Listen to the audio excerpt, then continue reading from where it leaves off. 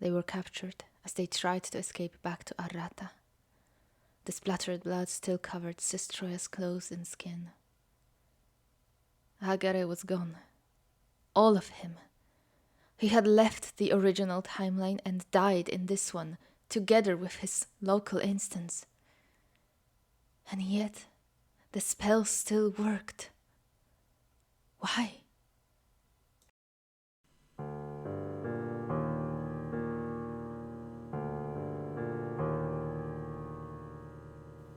Okay, Sion, enough.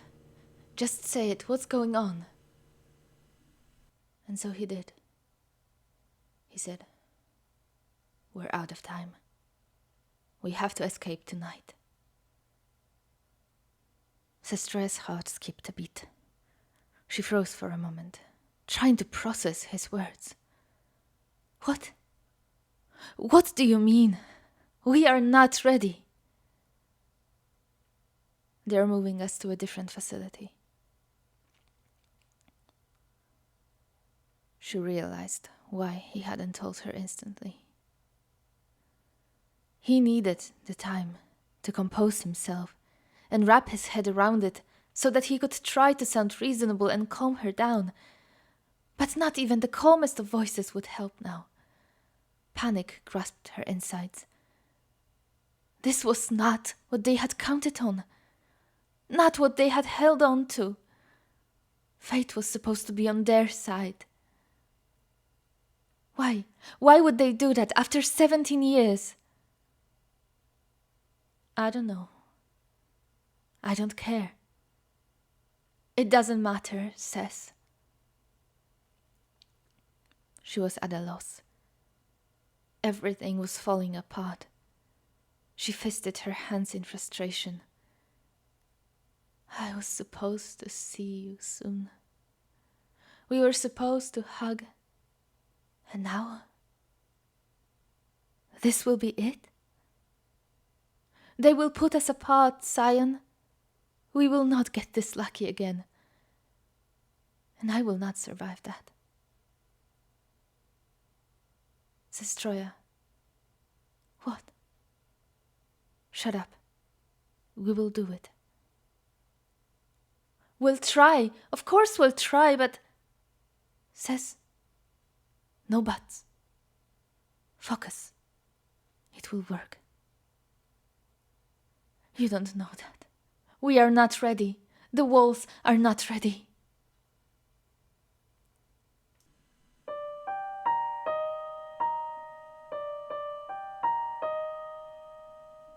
Sistroya. Sion said quietly through the hole in the door that would turn out to be the one thing that helped them keep their sanity over the following decade. Reach out your hand through the door. She lay on the ground and did as he asked.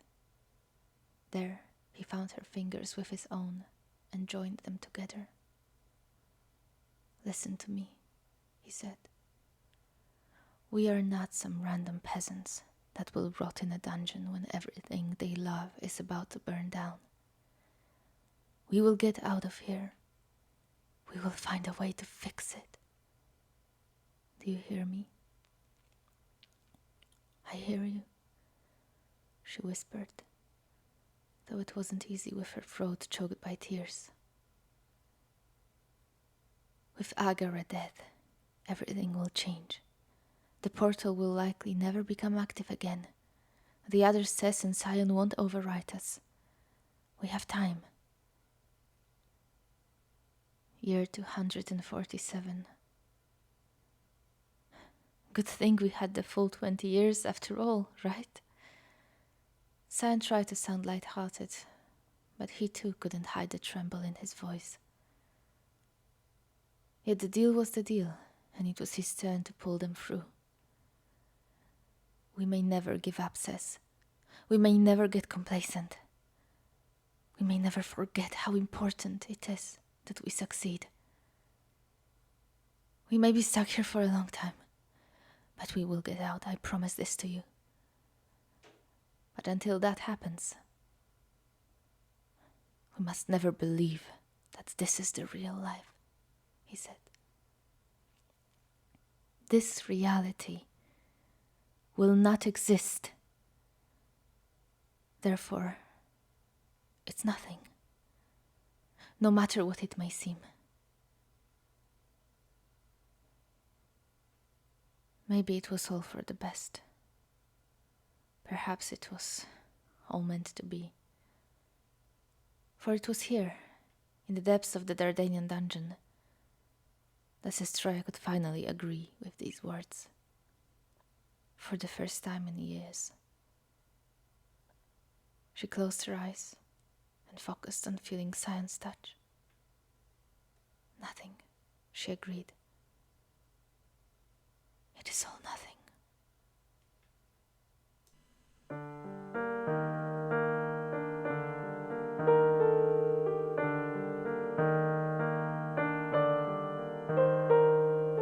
If they failed, that was it.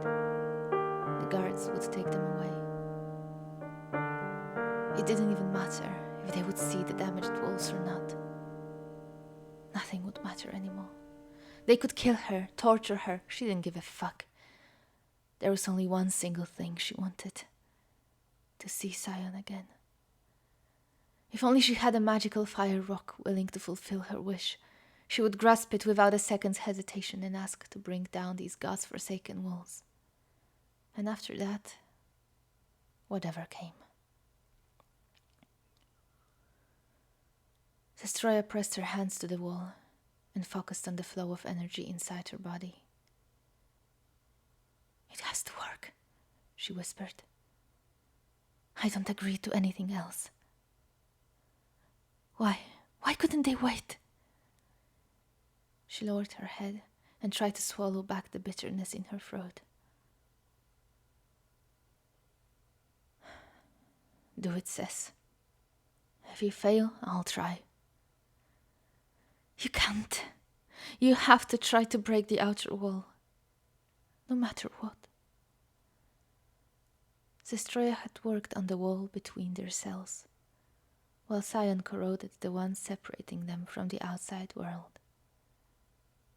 Even if they had more time to soften them, their bodies couldn't withstand 2 blows. Much less now. 1 hit, 1 wall. 3, 2, 1. Sestroya moved her arms back and channeled the energy into her bones, trying to fortify them in preparation for the strike. You'll continue on your own if I fail, she said. Was that the end to be? Go. I won't, he said. But Sestroya didn't hear it over the rumble. She mashed the wall and the softened rocks crumbled upon impact like a structure of fresh snow. By instinct, she shielded her eyes from the flying debris. It worked. It worked. Suddenly, touch. 2 fingers brushed across her cheek in a quick, almost fearful motion. Lightning fast, she caught Sion's hand and pressed it against her face before he could take it away. Only then did she manage to start breathing again. The hand resting against her cheek was trembling, but the fingers bent as if wanting to hold her face. Look at me, he said.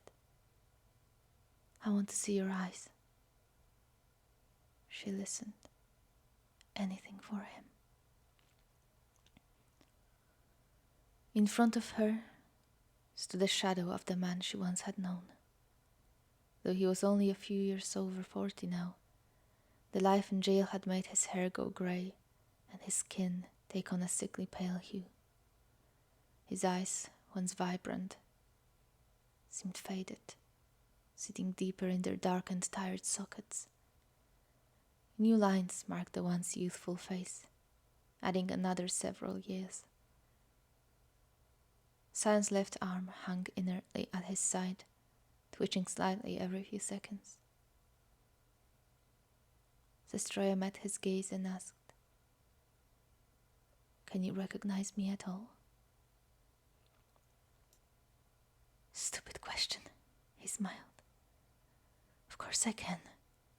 You've changed a little, but let's not be dramatic," he said, taking a step forward over the rubble. "You've still got your blue eyes in the shape of bumblebees." "Bumblebees?" "Aye. Hair, it's brighter than before. It reminds me now of our silver cord.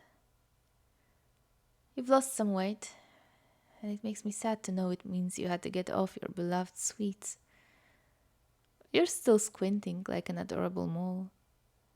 He raised his other arm to touch her face.